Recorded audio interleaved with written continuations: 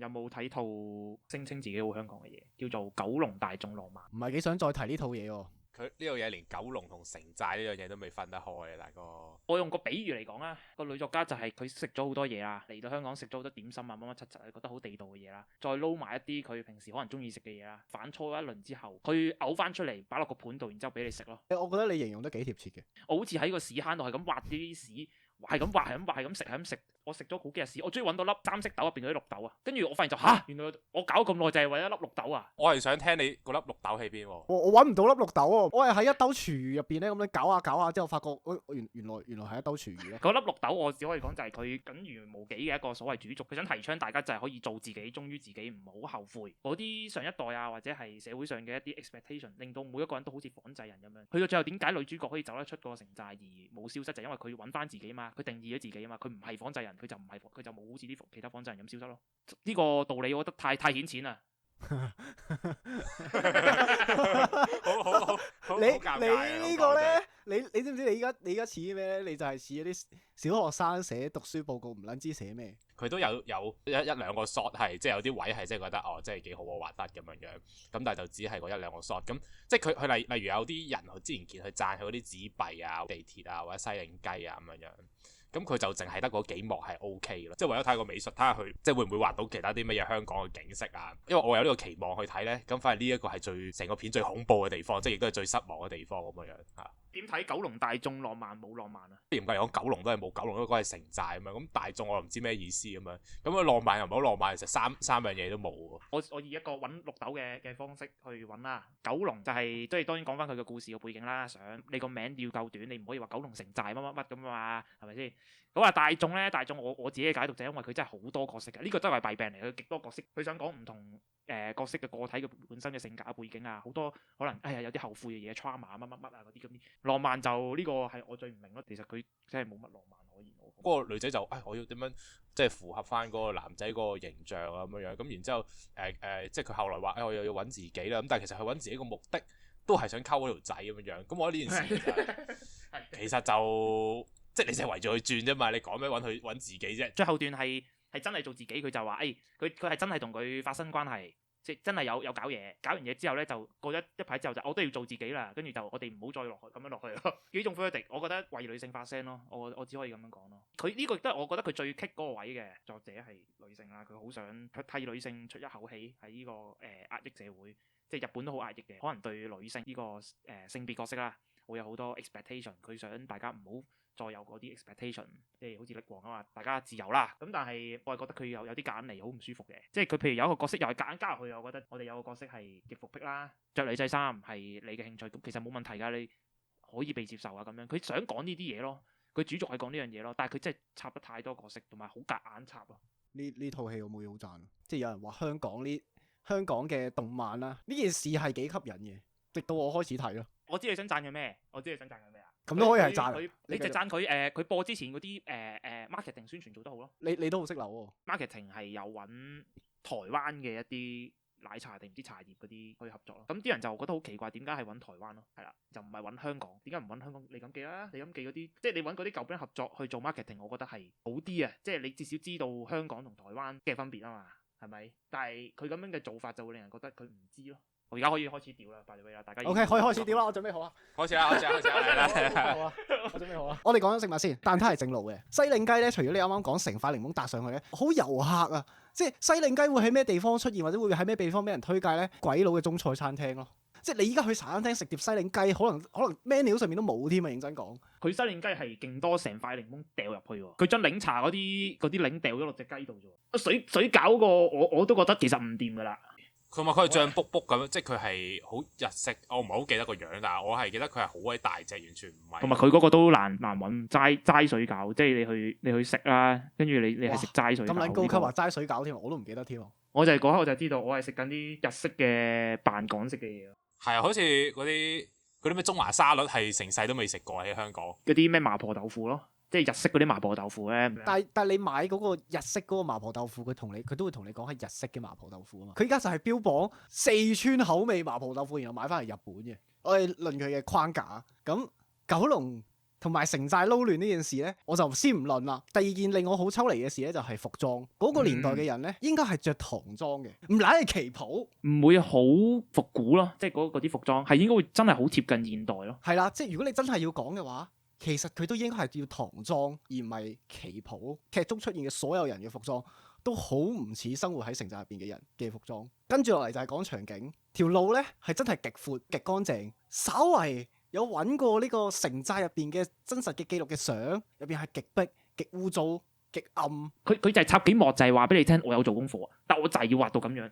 係個故事本身佢要想浪漫，其實你就冇可能畫到即係畫到咁恐怖。如果你照畫到得㗎，你咪逼咯，你咪逼咁咪可以大家男女主角逼到好犀利，然之後大家一齊逼過個窄巷咯，咁咪黐得埋啲咯，好溫馨，好浪漫喎。如果係咁講嘅話，王家衛嗰套《墮落天使》唔係一套浪漫戲嚟喎。咁多前輩做到，即係我覺得浪漫係一種功力、敘事手法，而唔係一個畫面咯。我就覺得佢唔夠功力咯。而家我就咁睇動畫嘅畫面，佢就係將一堆唐樓塞落去，搞掂啦，完咗㗎啦。係啦，佢就唔處理啦。下一個咧就係佢嘅職業，佢係翻 office 工㗎嘛。即係你喺九龍城寨翻 office 工呢件事好撚魔幻啊！你知唔知啊？係啊，仲有嗰個打卡機啊係啊，即係你究竟係高層定係低層咧？唔係佢最癲係佢搞地產㗎，係啊，但係佢話佢成個城寨都係違法興建嘅。係啦，即係你翻呢份係乜撚嘢咧？即係你係黑社會嚟嘅。其實呢套嘢大家睇錯咗，其實佢係人中之龍咯。但係我最 get 唔到嘅就係點解嗰間大公司啊，嗰間製藥公司同埋佢再上頭母公司嗰個企業咧係日本公司嚟嘅，因為佢個名係日本人名嚟㗎。我唔相信會有香港人叫嗰個名啦。咁佢存在都冇乜嘢嘅，你香港有大嘅日本嘅企業公司都係好合理啊，係咪？但係佢後來講到就係原來咧即係負責拆呢個第二城寨呢個咁大嘅 project 咧，竟然係咧由呢間日本公司咧係去處理喎。你睇得好細喎。即係如果你居然知道呢件事，即係好唔了解香港嘅政治，即係呢啲咁大嘅 project 咁重要喎，涉及好多人力、物力同金錢啊！竟然係外派俾我哋嘅大日本嘅公司係極度不合理嘅，即係你香港公司都唔得啦，係嘛？冇玩啦工程嘅嘢。你可以問日本公司借推土機咯，但係唔會係日本公司負責咯。好離地，呢個極度離地。呢個故事究竟要點樣成立咧？即係佢個框架咁鬆散，你叫我點樣去信服你後面要講嘅嘢咧？所以我睇勁嬲。你將所有九龍或者香港或者西檸雞呢啲元素全部拎走咧，咁佢只不過係一個好普通嘅。我失咗憶，然後隔離啲人又唔同你講，唔普通啊！失憶，唔普通，我反對啊！佢唔普通啊！佢層次太高。你講普通，你講普通係讚緊佢，你讚緊佢故事個 flow 正常，咁你先可以叫佢普通啊嘛！佢個 flow 唔正常啦，好似之前我哋有涉到少少就係佢抄呢個記憶拼圖啊嘛。唔係，我唔可以用記憶拼圖，我覺得用記憶拼圖真係益咗。唔係你講嘅，我知。我而家諗翻，我覺得我用記憶拼圖益咗佢。即係你講到記憶拼圖好似好勁咁樣喎，即係佢係因為知道自己失憶，所以特登記得啲。佢唔係咯，佢知道自己失憶，但係佢擺低翻啲嘢，然後隔離啲人又唔話俾你知。即係隔離啲人係識你之前嘅人，但係佢而家就你唔係佢啦，我唔想話俾你知你係邊個，但係總之你唔係佢啦咁啦，即係懶係神秘咁咧，咁做乜鳩啫屌！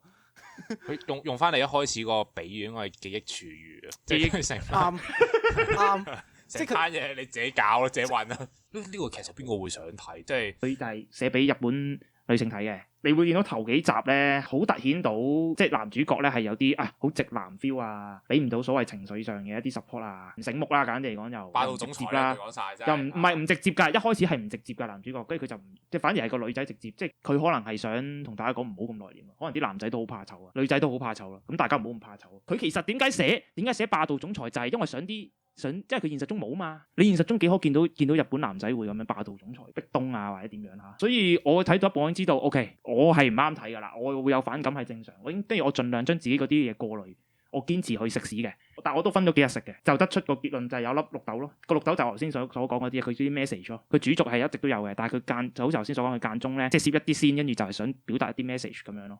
咁我又覺得你咁樣溝埋一齊又唔啱咯，嗰啲 BL 嘢你夾硬又要加翻入去。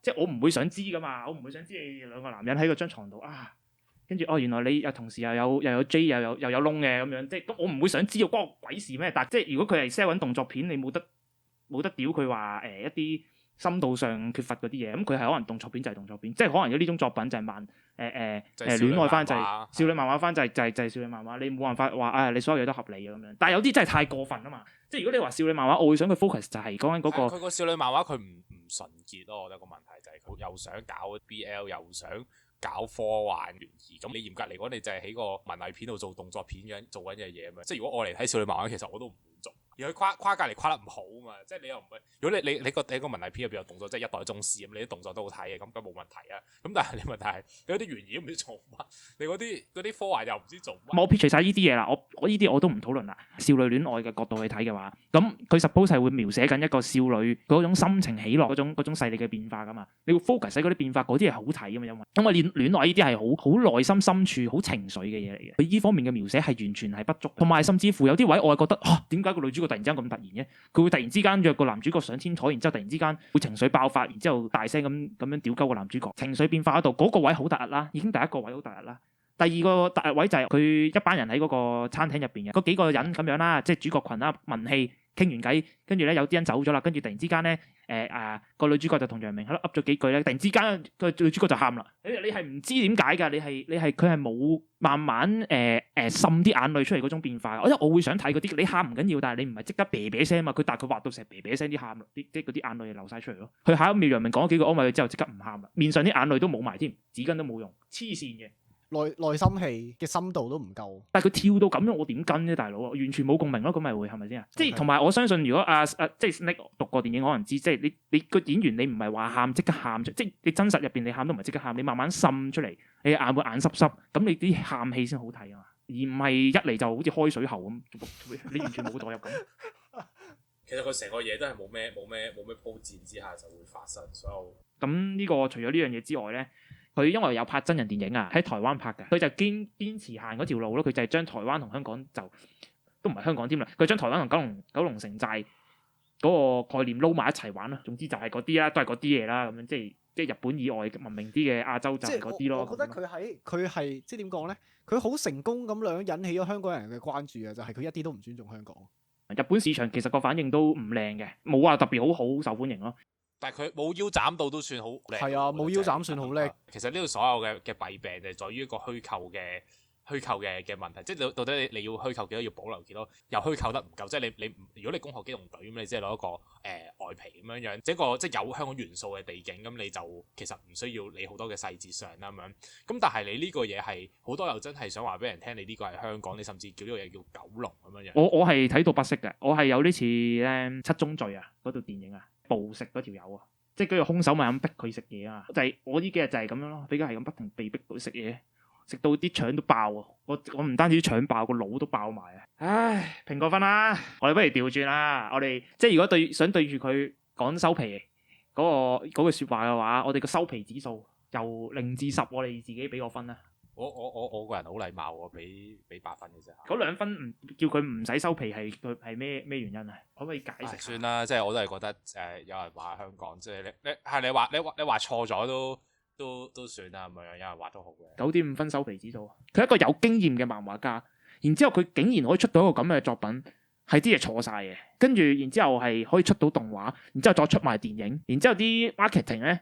都係錯晒嘅，咁我覺得係對其他努力緊嘅作家或者係創作人係非常之唔尊重嘅，呢套嘢係唔應該存在嘅。嗰0.5分係咩咧？佢叫做令到香港有 exposure，令到日本人多咗興趣去揾關於香港嘅事。真係有人特別為咗拍呢部作品嘅 cosplay 咧，係嚟香港拍嘅取景嘅，我覺得係好事嚟嘅。你點俾分 ？LED 霓虹燈牌 out of 10，即係 LED 係 LED 啦，霓虹燈牌係霓虹燈牌啦。咁 LED 霓虹燈牌係咩咧？即係你有個形式，但係冇個靈魂。如果係我去評 LED 霓虹燈牌嘅話咧，我會話佢係即係佢嘅收皮指數咧係絕對係10嘅。佢無論係物理上，即係美觀度上，即係發光嘅均勻度上，係啦，同埋設計上所有嘢，你無論係你 LED 無論點樣做，你都冇可能做到霓虹燈牌嗰種感覺。就係好似呢套作品，佢無論點樣寫香港，都冇可能寫得出香港嗰種感覺。大家都係想佢收皮嘅，極度不推薦啊，或者推薦俾你一啲好真嘅人睇就啱噶啦，個觀感就啱晒噶，佢就應該會更加討厭你。